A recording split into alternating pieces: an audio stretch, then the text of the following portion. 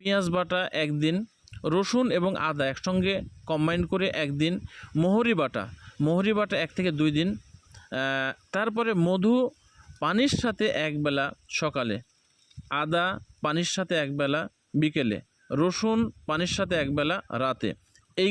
এইভাবে করবেন এবং 100 কেজি খাবারের সাথে আপনি কাঁচা হলুদ 2 কেজি দেবেন, রসুন 1 কেজি দেবেন, আদা 1 কেজি দেবেন, পেঁয়াজ 1 কেজি দেবেন, কালিজিরা 200 গ্রাম দেবেন।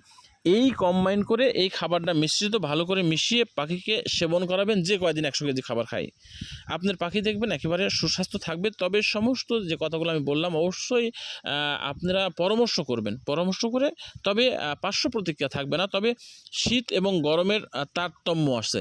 এখন গরমের সময় মধুগুলা যদি আপনারা দিনের বেলায় সেবন করান তাহলে পাখির কিন্তু একটু সমস্যা হয়ে যাবে, কারণ মধুর কিন্তু অনেক গরম শক্তি, যার জন্য মধু ব্যবহার করবেন ঠিক, কিন্তু আপনি প্রয়োজন সাপেক্ষে রাত্রে